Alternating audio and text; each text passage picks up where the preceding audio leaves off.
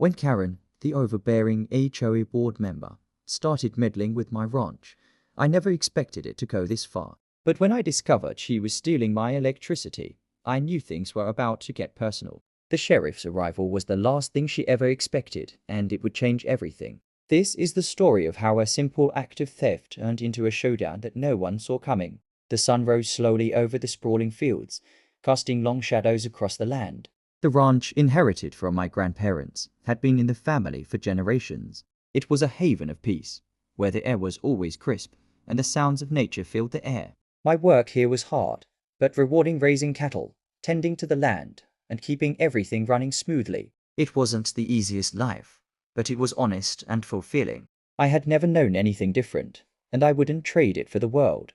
Then, Karen moved into the neighborhood. She wasn't like the other residents who appreciated the quiet rural life. Karen was new to the neighborhood and had just become a member of the Homeowners Association, HOA. At first, I didn't think much of her. She was just another person in the area. But soon enough, she made her presence known. Karen began enforcing HOA rules more strictly than anyone could have expected.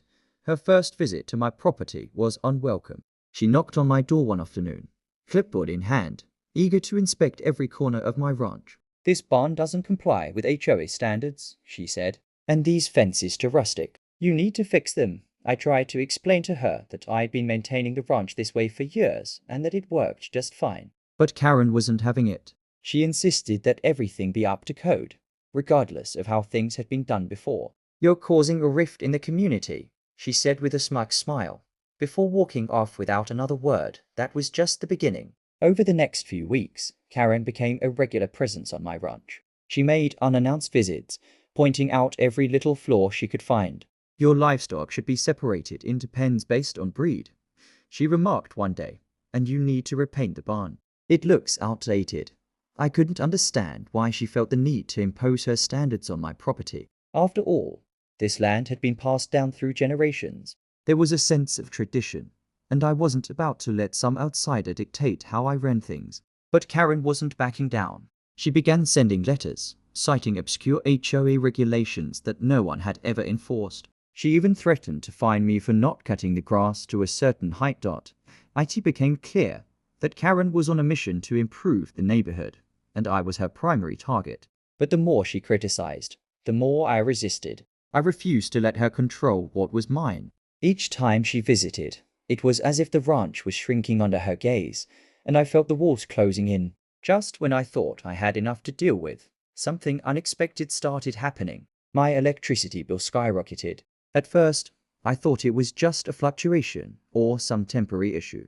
But then, strange things began to happen around the ranch. The lights flickered intermittently, and my equipment would shut off for no reason. It was as if something was draining power without explanation. The problem worsened over the next few weeks. Equipment started malfunctioning at inconvenient times, which led to delays in my work. The irrigation system failed during a hot spell, and the refrigeration unit for storing meat broke down. This was bad for business and worse for my budget.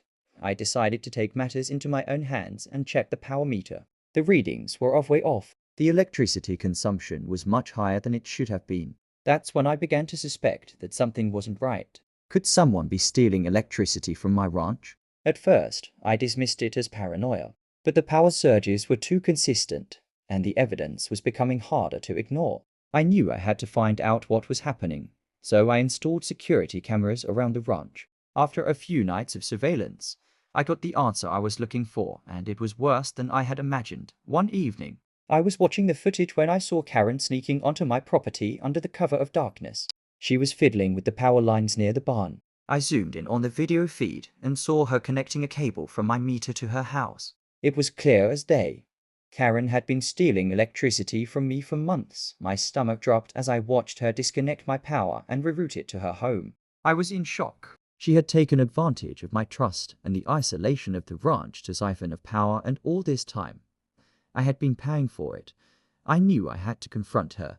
But first, I needed to prepare. I gathered the evidence, the security footage, the higher than normal bills, and a log of the power surges. I wasn't going to let her get away with this. The next day, I confronted Karen. I walked up to her front door, my heart pounding. I had all the proof in my hands. When she answered, I didn't waste any time. I have footage of you stealing my electricity, I said flatly, showing her the video of her tampering with my power lines.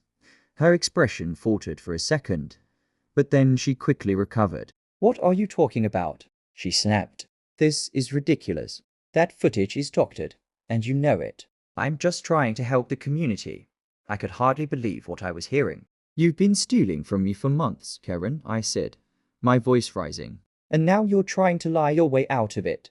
Karen went into full damage control mode. She insisted that the power wasn't being stolen, that she had no idea how it could have happened, and that I was just making up the story because I didn't like her. You're just trying to get back at me because I'm holding you accountable for your property, she said, her tone dripping with faux concern. I was livid. Enough of this, I said. I want you to stop, or I will take this to the authorities.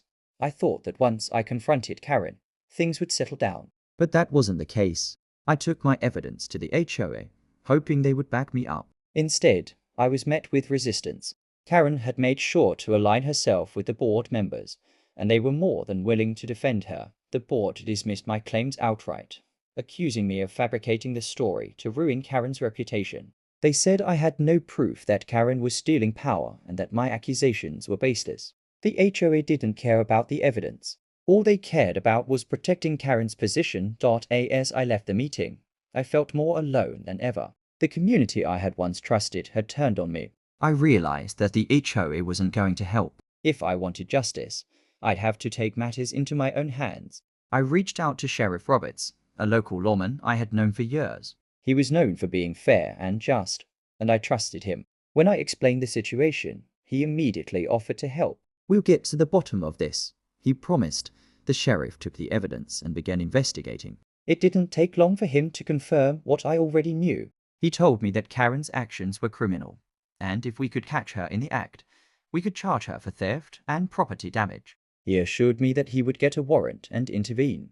I felt a sense of relief for the first time. I wasn't alone in this fight.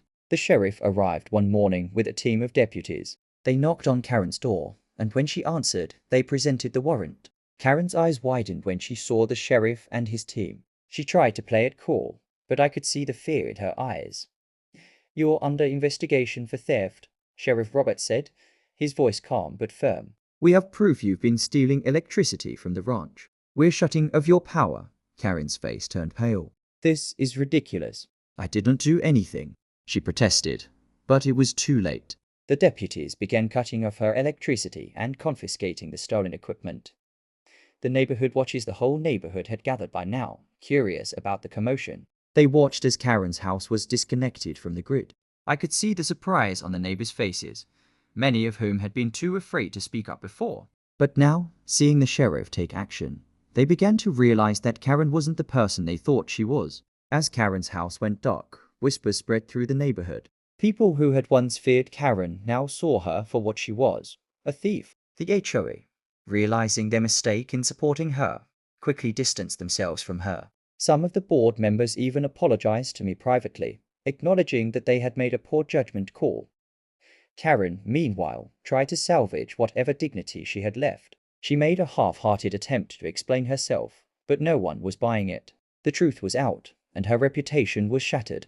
With Karen's theft exposed, I finally felt a sense of peace return to my ranch. The electricity issue was resolved, and I could focus on what mattered, the work I loved. The sheriff's intervention had ensured that Karen faced legal consequences, and the HOA was left to pick up the pieces of their poor judgment. As for Karen, she left the neighborhood in disgrace. Her manipulation and lies had caught up with her. I had fought for what was right, and in the end, justice had prevailed. The community rallied around me, and I felt a renewed sense of pride in my property. The ranch, once again, felt like home.